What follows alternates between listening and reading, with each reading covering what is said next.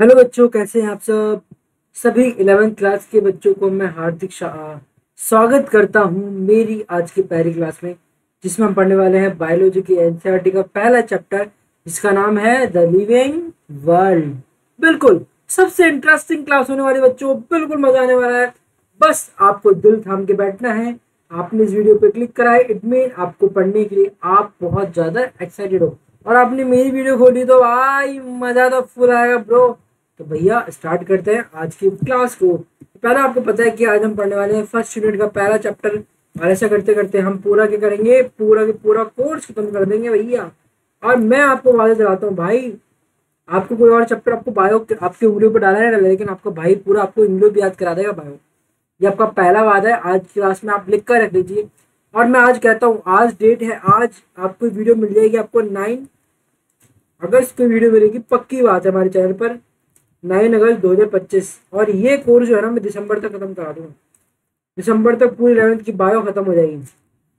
और साथ ही साथ उन बच्चों को जो नीट की प्रिपरेशन कर रहे हैं, भैया बिल्कुल सही जगह आए हो भैया, बिल्कुल सही जगह आए हो। क्योंकि मैं आपको पूरा की पूरा आपका अप्रैल मई में होता है नीट का पेपर, मई के अंदर नीट का पेपर मानते हैं अपन, तो आपका मैं करा दूंगा ये कोर्स कंप्लीट। कब तक? आपका फरवरी या मार्च तक, आपको पूरी फरवरी लास्ट में आपकी पूरी बायो खत्म हो जाएगी। बट मेरा काम क्या है? पढ़ाना, और आपका काम क्या है? पढ़ना।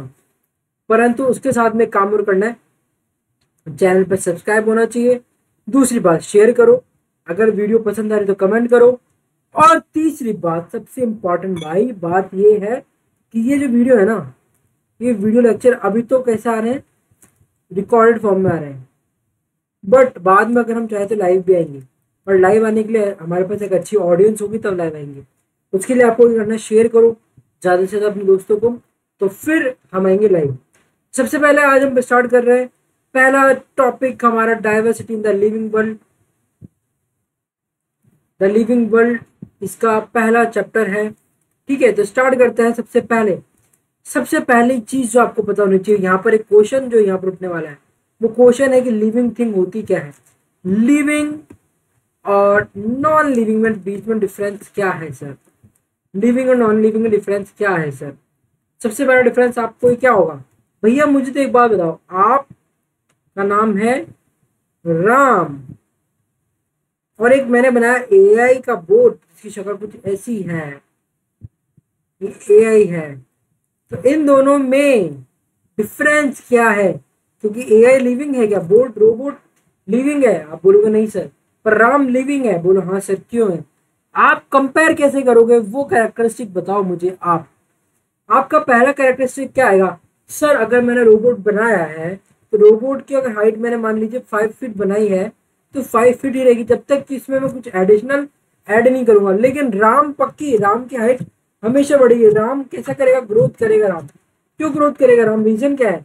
क्योंकि सर राम के अंदर होता है सेल डिवीजन। तो यहाँ से पहला पॉइंट कि लिविंग के पहला कैरेक्टर निकल कर आया हमारे पास, क्या है? सेल डिवीजन होता है। गुड बच्चा, बिल्कुल सही। सेकंड, आप मुझे आंसर दो, जहां भी आप बैठो शर्मा मत। आपके पेरेंट्स खुश होंगे कि आप कितना एक्साइटेड होकर पढ़ रहे हो मेरी बात को, ठीक है ना। सेकंड चीज, मुझे और डिफरेंस क्या दिख रहा है राम और एआई में? सर राम के बच्चे हो सकते हैं, बिल्कुल सही कहा। एआई के बच्चे हो सकते हैं? नहीं सर, एआई का तो रोबोट है, तो उसके बच्चे कहाँ से होंगे? उसके बच्चे अगर होंगे भी तो वो कौन बनाएगा? दूसरा कोई ह्यूमन ही बनाएगा ना। बट एआई मल्टीप्लाई रिप्रोडक्शन नहीं कर सकता। तो लिविंग की क्या हो गई को डेफिनेशन? रिप्रोडक्शन। गुड बेटा, गुड। तीसरी चीज, सर राम खाना खा सकता है, एआई खाना खा सकता है? नहीं, वो तो क्या लेता है, वो तो हम उसमें चार्ज करते हैं ना रोबोट में। आप एआई की जगह आप कुछ भी ले लीजिए। मैं कंपेयर करता हूँ एक माउंटेन से, तो क्या माउंटेन खाना खाता है? नहीं। बट राम खाना खाता है। और खाना पचता कैसे है सर? उसके पीछे फॉर्म में जो प्रोसेस होती है वो होती है मेटाबॉलिक रिएक्शन। तो मेटाबॉलिक रिएक्शन किसका एग्जाम्पल होगा? ये भी करेक्टर होगा लिविंग का। और चौथी चीज, सर अगर राम को मैं चूटी भरूंगा, मतलब राम को मैं चाटा दूंगा, तो राम मेरे वापस चाटा धरेगा। क्यों धरेगा सर? क्योंकि राम के अंदर है कॉन्शियसनेस। कॉन्शियसनेस है। अगर राम का हाथ मैं रख दूं किस पे? जलती हुई गैस के ऊपर, तो राम हाथ हटाएगा नहीं हटाएगा? बिल्कुल हाथ हटाएगा। तो ये चार जो स्पेशल डेफिनेशन आप कह सकते हो, स्पेशल कैरेक्टर कह सकते हो लिविंग के, वो लिविंग के ये चार स्पेशल कैरेक्टर्स हैं। I think all clear. ठीक है, तो यहाँ पर जितना भी यहाँ पर बात होगी वो ये बात हो रही है कि लिविंग होता क्या है, लिविंग और नॉन लिविंग में डिफरेंस क्या है, ये बात हो रही है। अब बात होती है लिविंग वर्ल्ड के बारे में। यहाँ पे लिविंग वर्ल्ड में आप देखो कितना चीजें यहाँ पर कितना डिफरेंस आ रहा है हैबिटाट्स के अंदर। जैसे कि आपका कोल्ड माउंटेन से लेकर deciduous forest, oceans, fresh water lakes, deserts और यहाँ तक कि हॉट स्प्रिंग्स वगैरह। ये क्या शो कर रहा है? ये शो करता है सर आपका क्या, ये शो करता है सर आपका कि हमारे कितनी वैरायटी है, डाइवर्सिटी कितनी है, हमारे इस वर्ल्ड में डाइवर्सिटी कितनी है। बच्चा आपको एक बात बताता हूँ मैं, ये बात मैं इसलिए बता रहा हूँ कि आप बोलोगे सर ज्यादातर टीचर तो प्रेजेंटेशन, पावर पॉइंट प्रेजेंटेशन बनाते हैं उससे पढ़ाते हैं, तो पर आप हमें ये एनसीईआरटी की बुक क्यों खोल कर पढ़ा रहे हो?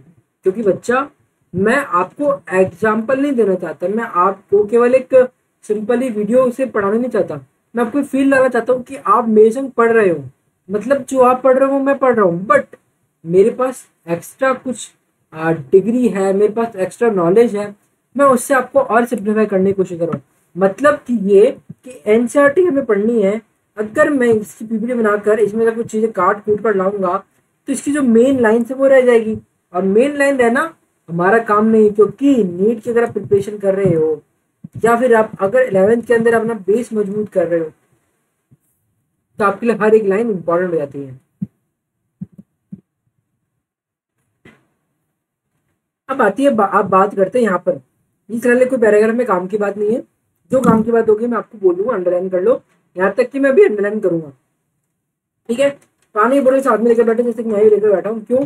क्योंकि प्यास लगती जाती है और आपका भाई ठंडा पानी पी रहा है जानबूझ के। रीजन क्या है? यार नींद नहीं आती है ना। ठीक है अच्छा, तो स्टार्ट करते हैं, आगे हम चलते हैं। Diversity in the living world. Sir ये टॉपिक क्या कहना चाह रहा है, इसको समझने की कोशिश करते हैं। डाइवर्सिटी, डाइवर्सिटी का मतलब समझते हैं आप? जैसे कि हम इंडिया की डाइवर्सिटी की बात करें, मैप पर मत जाइएगा, मैंने मैप बना दिया इसे। ठीक है, ये इंडिया है, इधर बांग्लादेश बीच में आता है, बाकी इंडिया पूरा। तो इसमें एक बात देखिएगा कि यहाँ पर आता है आपका हिमालय रीजन, यहाँ पर आपका आता है थार रीजन, यहाँ आपका आता है वेस्टर्न घाट, यहाँ आता है आपकी ईस्टर्न घाट, यहाँ तिब्बत प्लेट्यू है ना। इधर आपकी क्या पड़ता है, मालवा प्लेट्यू वगैरह पड़ता है। इधर आपका गंगा का बेसिन आ जाता है, इधर आपकी नर्मदा वैली है। इट मीन हमारे पास, और इधर चारों तरफ, यहाँ गुजरात से यहाँ चालू हो रहा है ओशन, तो यहाँ पर पूरा ओशियन दिख रहा है हमारे को। तो इट मीन हमारे पूरे देश में कितनी डाइवर्सिटी है, किसकी डाइवर्सिटी? कल्चर की तो है ही। अगर कल्चर को छोड़कर अगर मैं बात करूँ जोग्राफिकल डाइवर्सिटी, तो वो भी कितनी है, ऐसी पूरे वर्ल्ड में भी कितनी है। देखो ये पूरी अर्थ है, अर्थ में ऊपर से ठंड पड़ रही है, नीचे से ठंड पड़ रही है, बीच में अगर आप जाते हो इक्वेटर की तरफ, यहाँ पर गर्मी पड़ रही है बहुत तेज, वहीं आप थोड़ा सा ट्रॉपिकल लेवल पे जाते हो तो थोड़ा सा गर्मी और थोड़ा सा ठंडा वाला एरिया आता है। वैसे टेम्परेट जोन में जाते हो तो आपको हल्की गर्मी और थोड़ी ठंड ज्यादा आ जाती है। तो ये क्या है आपका, ये डाइवर्सिटी को शो करता है। इसी कारणवश हमारे पास जो ऑर्गेनिजम्स हैं उनके बहुत सारी स्पीसीज मिल रही है। क्यों मिल रही है? क्योंकि डाइवर्सिटी इतनी है। तो इसी के लिए हमारे पूरे वर्ल्ड में कम से कम हमने अभी तक जो नोन स्पीसीज है उसके नंबर कितने हैं? The number of species that are known and describe range between 1.7 to 1.8 million. 1.7 million से लेकर 1.8 मिलियन तक हमारे पास अभी तक हम डिस्कवर कर चुके हैं स्पीसीज, पर अभी भी हम पूरी डिस्कवर नहीं कर पाए। रीजन क्या है सर? जो ये पानी के अंदर जो आपकी है ना स्पीसीज, जो पानी के अंदर रह रही है, वो पानी वाली स्पीसीज को आपको डीप हम कितने ही जा पाए। हम मराइन ट्रेंच जो है सबसे गहरी जो हमने डिस्कवर करी, उसके नीचे भी हम जा सकते हैं क्या? नहीं। तो भैया हम जा कितना रहे? हम बहुत कम ही अंदर जा पा रहे अर्थ के, हम इंटरनल एरिया में जा ही नहीं पा रहे अर्थ, क्योंकि नीचे क्या है आपका प्रेशर बढ़ जाता है, जिससे क्या होगा आपका जो आप जिसे सबमरीन से जा रहे हो तो आपकी सबमरीन पड़ जाएगी। हम पूरा टोटली अर्थ को डिस्कवर कर ही नहीं पाए अभी, बहुत कुछ बचा, लेकिन हमने अभी तक कितनी कर ली है? 1.7 से 1.8 मिलियन। मैंने आपको क्या बोला था कि मैं आपको बताऊंगा कि अंडरलाइन कब करना है, तो यहाँ पर भैया अंडरलाइन जरूर कर लीजिएगा। ये जो मैंने पिंक कलर से करा है वो अंडरलाइन करने का है, इंपॉर्टेंट है, क्योंकि डाटा हमको याद करना पड़ सकता है। टेंशन मत लो, डाटा याद करने का आपको रह जाएगा। कैसे याद रहेगा सत्य को? भैया मुझे एक बताओ, इस एक पृथ्वी में कितने कॉन्टिनेंट है? 7 कॉन्टिनेंट, बस हो गया। 1.7 1.7 बस।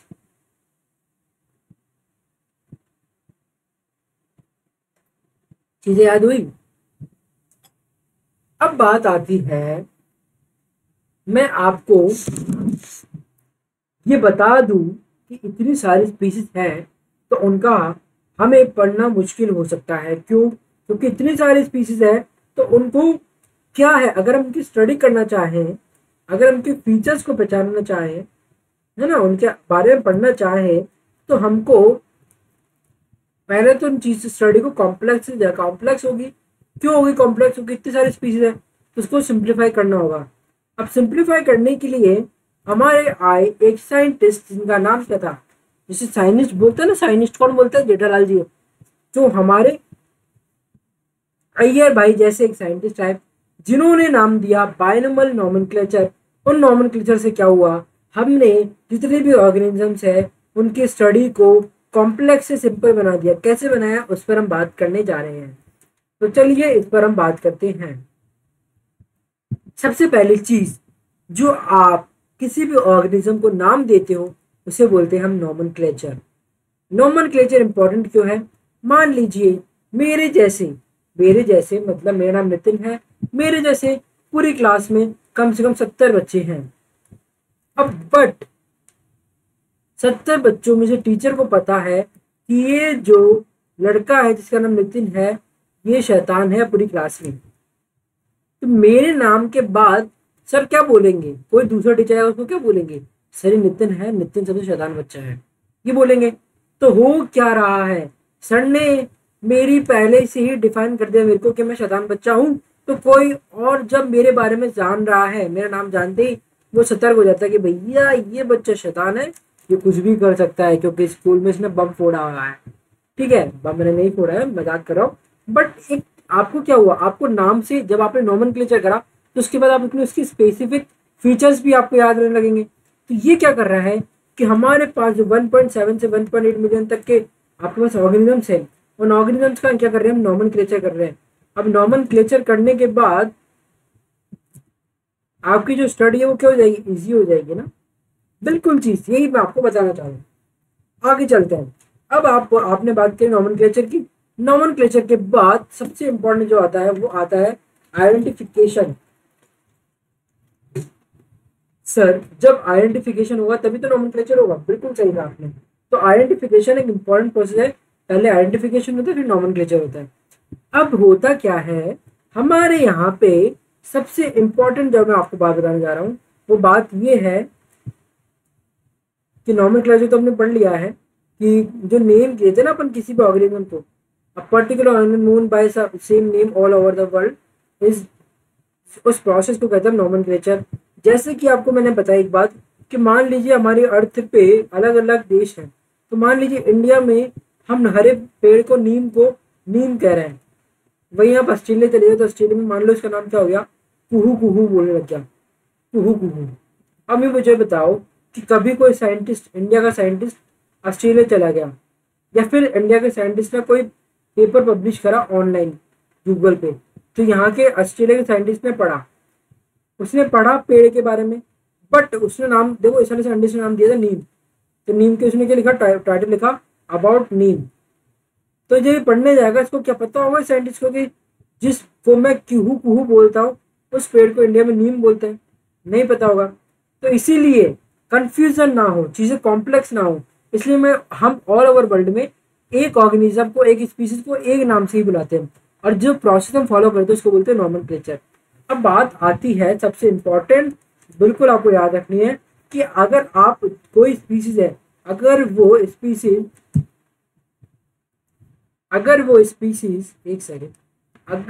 स्पीसीज एनिमल है या फिर वो स्पीसीज प्लांट है तो कौन कौन से रूल फॉलो होंगे? तो अगर वो स्पीसीज एनिमल है तो उसे फॉलो करना पड़ेगा ICZN रूल। अभी ICZN क्या है वो हम बात करेंगे। और अगर प्लांट है तो उसे फॉलो करना पड़ेगा ICBN रूल। याद रखिएगा ये ICZN जो है ना, जेड किसे शो करता है? जूलॉजी को शो करता है। और जूलॉजी होता क्या है? आपके एनिमल की स्टडी। और बी शो करता है बॉटनी को। बॉटनी किसकी स्टडी होती है? प्लांट की स्टडी होती है। जैसे कि मैंने आपको स्टार्टिंग में बताया जब मैंने अपना इंट्रोडक्शन दिया कि मैंने MSc बॉटनी कर रखी है, मतलब मैं बॉटनी में स्पेशलिस्ट हूँ। मेरे पास मैंने मास्टर डिग्री है किसके अंदर? प्लांट्स के बारे में। उसमें हमने प्लांट्स के बारे में पढ़ा उनके इंटरनल स्ट्रक्चर्स क्या क्या, किस तरह का उनके अंदर वाटर ट्रांसपोर्टेशन है, उसको और अच्छे से पढ़ा, क्योंकि मैं स्पेशलाइजेशन है फिजियोलॉजी के अंदर। ठीक है, तो बच्चों मैं क्या बात कर रहा हूँ कि अगर स्पीसीज एनिमल हुआ तो ICZN इसकी फुल फॉर्म होती है international code of zoological nomenclature. मतलब एक ऐसा कोड जिसके द्वारा जूलॉजी के जितने भी स्पीसीज है, एनिमल्स की स्पीसीज है, उन सबका नाम दिया जाएगा। और ICBN क्या होता है, इसमें बॉटनी मतलब प्लांट की जितने भी स्पीसीज है उनको नाम दिया जाएगा। और मैं आपको बोलना चाहूंगा, जो भी बच्चे नीट की तैयारी कर रहे हैं या फिर कोई से भी आप बच्चे जो यहाँ पर थोड़ा ध्यान से पढ़ रहे हैं, तो प्लीज इसको अंडरलाइन कर लीजिएगा। एक ये होता है ICBN, जिसके थ्रू हम क्या करते हैं, प्लांट के लिए साइंटिफिक नेम देने का काम करते हैं ना। दूसरा आता है आपका ICZN, जिसके थ्रू हम क्या करते हैं, एनिमल की टैक्सोनॉमी करते हैं। टैक्सोनॉमी क्या होती है, उनको कैटेगरी वाइज जमाना, जैसे कि आपको मैं आगे बताऊंगा। बट इस नॉमेनक्लेचर को मैंने जब आपको बोला, एक साइंटिस्ट ने दिया था, ये नॉमेनक्लेचर एक साइंटिस्ट ने दिया था, जिनका नाम क्या था, जैसे कि हमारे जेठालाल भैया बोलते हैं ना साइंटिस्ट को, तो इस साइंटिस्ट ने दिया था जिनका नाम क्या था, जिनका नाम था कार्लस लिनस। ठीक है, उस कार्लस लिनस जी ने हमारा किस तरह का नाम नॉमेनक्लेचर दिया, बायनोमियल नॉमेनक्लेचर दिया। अब बायनोमियल नॉमेनक्लेचर की स्पेशलिस्टी क्या थी कि जो पहला नेम होगा वो होगा जेनेरिक नेम और दूसरा होगा स्पेसिफिक एपिथेट। मतलब समझ नहीं पाए होगा, मैं आपको समझा देता हूँ कि साइंस में जब भी आप पढ़ोगे तो बाय जहाँ भी आए वहाँ दो चीज़ के लिए यूज हो रहा होगा। जहाँ पे ट्राई, अगर ये प्रीफिक्स लग जाएगा ना तो वहाँ पर आपको दिमाग लगाना है। ट्राई लग जाए तो तीन चीज़ों के लिए यूज होगा, जैसे ट्राइनोमियल, अगर बायनोमियल की जगह ट्राइनोमियल लेते तो यहाँ पर तीन नेम लेते हैं हम। तो ऐसे ही बायनोमियल में टू कंपोनेंट होते हैं, क्योंकि दो को शो करते हैं बाय से। ऐसे क्वाड आ जाए तो चार के लिए, पेंटा आ जाए तो पांच के लिए, हेक्सा आ जाए तो छह के लिए। तो यहाँ पर बायो लिखा है, बायोनोमियल मतलब कोई भी जो नाम दिया जाएगा ना साइंटिफिक नेम, उसकी दो कंपोनेंट होंगे। जैसे कि एग्जांपल आपको मैग्नीफेरा इंडिका, तो मैग्नीफेरा इंडिका को जब आप लिखोगे तो पहला जो नाम मैग्नीफेरा है ये किसको शो करेगा, ये जीनस को शो करेगा। और इंडिका किसको शो करेगा, स्पीशीज को, स्पेसिफिक एपिथेट को शो करेगा। तो इसीलिए बायनोमिकल नोमेनक्लेचर के अंदर हम दो कंपोनेंट लेते हैं, जिसमें पहला नाम जो साइंटिफिक नेम जो है उसका पहला जो पार्ट है उसको बोलते हैं जेनेरिक नेम, सेकंड जो पार्ट होता है उसको बोलते हैं स्पेसिफिक एपिथेट। अब बात आती है सबसे इंपॉर्टेंट, आपको ये ध्यान रखना है कि इसके चार रूल्स हम फॉलो करते हैं, यूनिवर्सल रूल जिसको हम कहते हैं नोमेनक्लेचर के। ये चार रूल को हम याद कैसे करते हैं, इसका ट्रिक है, इसका टरक याद कर लीजिएगा आप। Law, law, underline, letter.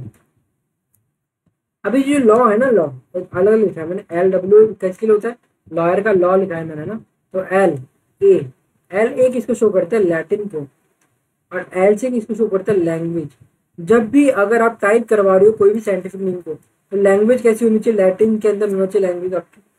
ठीक है, बट जब आप हाथ मतलब आप लिख रहे हो तो आपका जो ये देखो मैग्नीफेरा इंडिका है ना, इसको लिखने में थोड़ा टेढ़ा लिखा हुआ है ना, तो टेढ़ा लिखा जाता है, तो वो इटैलिक्स में जब लिखा जाएगा तो इटैलिक्स में होना चाहिए।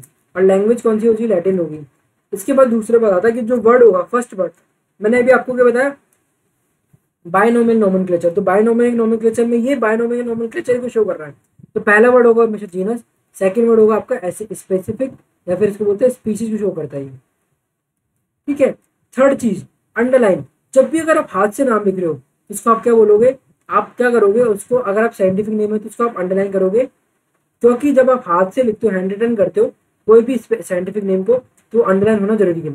चौथी चीज, जो भी जीनस आएगा, जीनस का नाम लिखोगे तो पहला वर्ड जीनस का लेटर फर्स्ट होगा, तो वो क्या होगा, आपका कैपिटल होना चाहिए। फोर्थ रूल बता रहा हूं मैं। और सेकंड चीज, अगर आपका स्पेसिफिक का या फिर स्पीसीज का जो लेटर है वो क्या होना चाहिए, हमेशा स्मॉल। अब से पहले जी और एस एकदम कंफ्यूज हो जाएंगे सर, तो जी और एस को कैसे याद रखना है आपको, कि पहले जीनस आएगा बाद में स्पीसीज आएगा। तो उसका याद करने का तरीका ये है कि आप मुझे अल्फाबेटिकल याद करो, तो आप बोलोगे सर जी पहले आता है एस से, सिंपल सी बात है। तो वर्ड में भी पहले आएगा जीनस, पहले आएगा देन आता है स्पीसीज। ठीक है, पहले हमेशा हम जीनस को लिखेंगे फिर स्पीसीज को लिखेंगे। अब बात आती है कि अभी टैक्सोनॉमी क्या है और ये हायरार्की क्या है।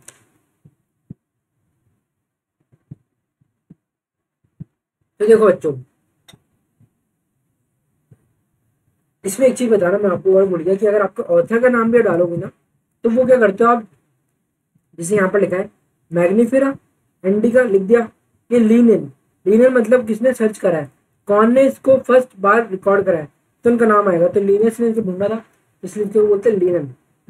ठीक है, अब बात आती है, हमने नॉमेनक्लेचर कर दिया,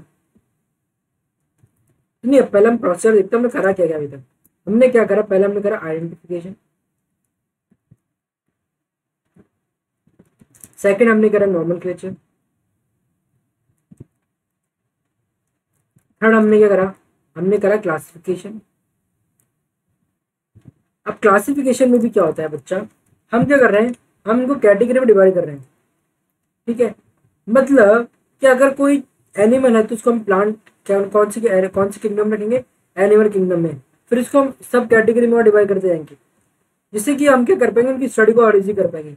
और क्लासिफिकेशन कैसे होगा, हायरार्की होने की। ठीक है, हायरार्की के अंदर हो रहा है। तो जो हम क्लासिफिकेशन कर रहे हैं उसके लिए हम ग्रुप यूज कर रहे हैं, तो उसको हम क्या बोलते हैं, टैक्सा। इसीलिए जो ये क्लासिफिकेशन हो रहा है इसको हम क्या बोलेंगे, टैक्सोनॉमिकल क्लासिफिकेशन। यहाँ पर आपको आंसर इसका मिल जाएगा। ये क्लासिफिकेशन कैसा है, आप यहाँ पर इसको अंडरलाइन कर लीजिए कि जो हम ग्रुप कर रहे हैं, कैटेगरी जो बना रहे हैं उसको हम बोलते हैं टैक्सा। ठीक है, और इस क्लासिफिकेशन को इसलिए हम कहते हैं क्या, टैक्सोनॉमिकल क्लासिफिकेशन। बात याद रहेगी, बहुत अच्छा बच्चा। आप बाकी चीजें पढ़ लीजिएगा, पर मैं आपको उसका सारा की सारा मेन जो इसका एक्सप्लेनेशन है वो बता रहा हूँ, जिससे कि आप इसको एक बार मेरी मानिए तो क्या करना है आपको, कि मैंने आपको बता दिया, उसके बाद एक बार आप एनसीईआरटी का पैराग्राफ आप पढ़ लीजिए, जो चीज़ समझ में नहीं कमेंट सेक्शन में लिख दीजिए, मैं आपको रिप्लाई दूंगा विद इन 1 डे के अंदर। रिलैक्स रहो, चीज़ें आपके लिए ईजी कर रहा हूँ मैं और भी ज़्यादा। ठीक है बच्चा, तो यहाँ पे इसके बाद क्या होता है, अब बात आती है लीनियस सीरीज। जो साइंटिस्ट हमारे थे कार्लस लीनियस, जिन्होंने क्या दिया था, जिन्होंने दिया है सर बायनोमियल नोमेनक्लेचर, इन्होंने पहले एक बुक भी लिखी,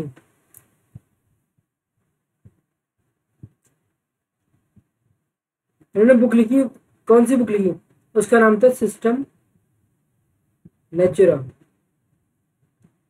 जी बिल्कुल, तो इस सिस्टम नेचुरा किसा किताब है जिसमें क्लासिफिकेशन को किस तरह से करना चाहिए उसके बारे में लिखा हुआ है, सिस्टमा नेचुरा। इसने लिखी थी, याद रखना है, कार्लस लीनियस ने। मैंने क्या बताया आपको कि सर हम क्लासिफिकेशन करते हैं वो किस में करते हैं, हायरार्की में करते हैं, बड़े से लेकर छोटे तक को। अब हायरार्की हमें समझनी है, उसी को बाद हम समझ पाएंगे कि स्पीशीज क्या होती है और ये आपकी क्लास क्या होती है, आपके जितने फाइलम क्या होते हैं, सब चीज़ में समझने के लिए हमें जाना पड़ेगा इस डायग्राम पे। अब इस डायग्राम को ही आपको जितना भी पीछे हम छोड़कर आए ना वो चीज़ें आपको समझ में आ जाएगी भाई, आपके लिए कुछ भी ऐसे नहीं रहेगा कि आपको समझ में नहीं आएगी। ठीक है ना, इस डायग्राम को समझना है, बाकी आप खुद पढ़ लीजिएगा, बहुत ईजी हो जाएगा आपके लिए। एक बार आप रिवीजन करने के लिए आप एक बार एनसीईआरटी का एक बार आप थॉरली क्या करना है, इसकी रीडिंग कर लेना। तो इसको याद करने का तरीका है, सिस्टम में हमको याद नहीं रहता, इसको याद कैसे करना है, संगीत संगीत फोक पाकिस्तान। आपको पता है पाकिस्तान का फोक सिंग संगीत होता है, वो बहुत फेमस होता है। तो संगीत का एच से हमको को शो करता है, स्पीशीज को शो कर रहा है, जी किसको शो कर रहा है, जीनस को, एफ किसको शो कर रहा है, फैमिली को, ओ किसको शो कर रहा है, ओ आपके ऑर्डर को, सी किसको शो कर रहा है, क्लास को, पी किसको शो कर रहा है, फाइलम को, के किसको शो कर रहा है, किंगडम को। ये हम कर क्यों रहे हैं, अब बात सुनिएगा। मान लीजिए मुझे एक पेड़ मिलता है, एक पेड़ मिलता है, पेड़ मिलता है मेरे को, एक पेड़ मिला। अब भैया मैंने पढ़ रखा है 5 किंगडम ऑफ क्लासिफिकेशन, ये 5 किंगडम ऑफ क्लासिफिकेशन इसका नेक्स्ट चैप्टर है। तो वहां पर साफ साफ बताया गया है कि हमारे इस दुनिया में 5 किंगडम के अंदर क्लासिफाई कर रखा है ऑर्गेनिजम्स को। वो कौन कौन से, मोनेरा, प्रोटिस्टा, फंजाई, प्लांटी और एनिमलिया। मान लीजिए आपको कौन मिला है, आपको प्लांट मिला है, तो आप कौन सी किंगडम रखोगे, प्लांटी किंगडम में। ठीक है। फाइलम, अब प्लांट के अंदर भी डिफरेंट टाइप के फाइलम होंगे, तो फिर आप उसको अलग अलग उसकी कैटेगरी, उसके कैरेक्टर्स की बेसिस को अलग उस फाइलम में रखोगे। फिर फाइलम के अंदर क्लास होती है, क्लास के अंदर आपका होता है ऑर्डर। ये कर क्या रहे हैं हमने, क्या करा, बस कैटेगरी नाम दिया गया है, मतलब मेन कैटेगरी किंगडम, किंगडम में हम सब कैटेगरी बनाते जा रहे हैं। ऑर्डर के अंदर होते हैं आपकी फैमिली, फैमिली बहुत सारी फैमिली, मतलब आपकी एक फैमिली में बहुत सारे जीनस होते हैं, और बहुत सारे जीनस में आपकी होती है स्पीसीज। ठीक है, मतलब आपकी स्पीसीज, आपकी एक जैसे स्पीसीज, जब आप किंगडम में हो ना, किंगडम के अंदर, तो आपको यहाँ पर किंगडम में डिफरेंस मिल जाएगा चीज़ों में। बट जब आप स्पीसीज में जाओगे तो आपको सिमिलरिटी ज़्यादा मिलेगी, डिफरेंस कम मिलेगा। यहाँ पर सिमिलरिटी डिक्रीज होती है जब आप स्पीशीज से किंगडम की तरफ जाओगे। ऐसा क्यों सर? क्या मान लीजिए किंगडम के अंदर मैंने एक पेड़ उठाया कैक्टस का, प्लांट तो कैक्टस भी है, और एक पेड़ उठाया मैंने नीम का, दोनों में सिमिलरिटी है क्या? नहीं सर, कैक्टस में कांटे होते, नीम में कांटे नहीं होते, बट है तो वो आपके प्लांट किंगडम में, बट सेम स्पीसीज, कैक्टस की स्पीसीज का मेरा दूसरा कैक्टस उठाया, स्पीसीज कैक्टस की है, तो आप देखोगे सिमिलरिटी बहुत ज़्यादा है। तो स्पीसीज में सबसे ज़्यादा सिमिलरिटी मिलेगी, उसके बाद जीनस में मिलेगी, उसके बाद फैमिली में मिलेगी। तो सबसे ज़्यादा स्पीसीज कहाँ मिलेगी? हाँ, सबसे ज़्यादा सिमिलरिटी मिलेगी स्पीसीज में, और सबसे ज़्यादा डिफरेंस कहाँ मिलेगा? आपको किंगडम के अंदर। ये बात, यही सारी बात लिखी है पीछे लेकर आगे तक। तो ये है आपका आज का इम्पॉर्टेंट टॉपिक किंगडम, और इसके अंदर हमने सब चीज़ें पढ़ी। हम थोड़ा सा नीचे चलते हैं। इसमें आपका जैसे कि आपको दे रखा है कि ये टेबल आपके लिए इम्पोर्टेंट हो जाती है, और ये टेबल आपको अभी समझ में नहीं आई है, लेकिन फिर भी हम थोड़ा सा बात कर लेते हैं कि जैसे एक मैन है, उसका साइंटिफिक नेम क्या है? Homo sapiens. तो यहाँ पर होमो जो है ना, होमो किसको शो कर रहा है? जीनस को शो कर रहा है, और सैपियंस स्पीसीज को शो कर रहा है। ऐसे ही हाउस फ्लाई, उसका नाम क्या है? मुस्का, तो ये किसको शो कर रहा है? जीनस को। डोमेस्टिक का किसको शो कर रहा है? स्पीसीज को। ऐसे मैंगो का मैग्नीफेरा किसको शो कर रहा है? जीनस को। इंडिका किसको शो कर रहा है? स्पीसीज को। वीट को ट्रिटिकम एस्टिकम बोलते हैं, ट्रिटिकम किसको शो कर रहा है? जीनस को। एस्टिकम किसको शो कर रहा है? स्पीसीज को। जीनस देखा, होमो। स्पीसीज अगर बात करेंगे तो सैपियंस होमो। फैमिली होमिनिडिया, ऑर्डर प्रिमेटा, क्लास मैमेलिया, और फाइलम कौन सा होता है? कॉर्डेटा। और किंगडम की बात करूँ तो किंगडम कौन सा? एनिमिलिया। इसमें 2 एनिमिलिया के मेंबर्स हैं किंगडम के, और 2 किसके? प्लांटी है क्या किंगडम के मेंबर। ठीक है बच्चा, अब मैं बात करता हूँ यहाँ पर एंजियोसम जो है ये क्या है सर, कि अब इसको थोड़ा सा मैं समझा देता हूँ इस वाले को, प्लांट को, क्योंकि लोगों को बॉडी में टफ लगती है तो वहाँ का समझाता हूँ। तो जब आप प्लांटी किंगडम में जाओगे, प्लांटी किंगडम में जाओगे, तो प्लांटी किंगडम में जाने के बाद आपको क्या मिलेगा? Algae, bryophyta, pteridophyta, gymnosperm, angiosperm. तो वो एंजी सब क्या है? ये फाइलम हो गए। और फाइलम एंजियोस्पर्म में भी आपको मिलेगा मोनोकोटिलिडन, डाइकोटिलिडन। वहां पर जाकर आपको मिलेगी अलग अलग ऑर्डर्स, जैसे कि यहाँ पर जो वीट है वो मोनोकोट क्लास का मेंबर है। उसके मोनोकोट होने के बाद में फिर हम जाते हैं और इसके बारे में पढ़ेंगे ऑर्डर के अंदर। ऑर्डर के अंदर और स्पीसीज के आप जाएंगे जीनस के अंदर, जीनस से स्पीसीज में, तो आप देखोगे कि ऑर्डर में सिमिलरिटी ज़्यादा है एज कम्पेयर टू आपके क्लास से, बट आपके ऑर्डर में सिमिलरिटी कम है किससे? किससे? फैमिली से। ये सब आपको कहाँ से पता चलेगा सर? यहाँ से। मैंने क्या बोला आपको, बस इतना याद रखना है, ऐसे स्पीसीज ऐसे सिमिलरिटी, बस। सबसे ज़्यादा सिमिलरिटी कहाँ मिलेगी? ऐस वाली चीज़ में, मतलब स्पीसीज में, और सबसे कम कहाँ मिलेगी? किंगडम में मिलेगी। अब हम आगे चलते हैं। इसके अंदर आपको शायद तक यहाँ पर है नहीं, बट लास्ट की जो बुक्स होती थी उसमें एक जो चीज़ हम पढ़ते थे वो आपको पता नहीं हटा दी गई है, क्यों हटा दी गई मुझे नहीं पता, लेकिन अच्छी चीज़ आती थी। आता था आपके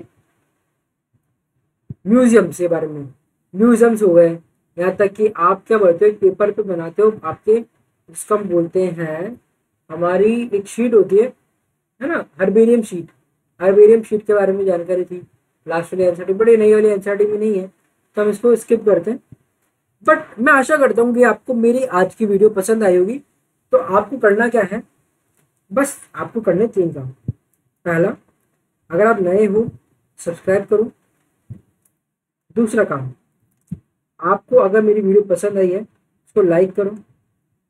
और तीसरा काम, शेयर करो अपने दोस्तों से, क्योंकि अभी मैं आकर रिकॉर्डेड क्लास दे रहा हूँ आपको, बाद में लाइव क्लासेस अगर आपको चाहिए और फ्री में पढ़ना है आपको मेरे से, तो मैं आपको फ्री में पढ़ाऊंगा, बिल्कुल बिल्कुल। और वो भी अगर हुआ तो हम जूम मीटिंग की भी फ्री में पढ़ेंगे। बट आपको करना बस इतना सा है, आपको शेयर करना है, लाइक करना है, सब्सक्राइब करना है। और जिस दिन मेरे 1000 सब्सक्राइबर होंगे उस दिन से मैं आपको जूम मीटिंग में पढ़ाना स्टार्ट करूंगा। 1000 सब्सक्राइबर जल्दी से कराओगे तो बढ़िया रहेगा बस। और कमेंट कर, अगर आपको जो भी डाउट लग रहा है आज के टॉपिक में वो कमेंट करें, मैं आपको हेल्प करूंगा। Thank you. और आपकी पढ़ाई सबसे बेहतरीन हो, आप कम डिस्ट्रैक्टेड हो, आपकी लाइफ अच्छी हो। और आपको मैं कुछ दिन बाद में जैसे कि 1 वीक में 2 वीक में मोटिवेट भी करता रहूँगा, जिससे आपकी पढ़ाई अच्छी चलती रहे ना। अच्छा, तो कोई भी कन्फ्यूजन डाउट हो तो आप कमेंट करना ना भूलें। डाउट का सॉल्यूशन मैं पक्का दूंगा आपको। जय हिंद, जय भारत। ध्यान रखिएगा बच्चों। पापा मम्मी को नमस्ते। जय हिंद।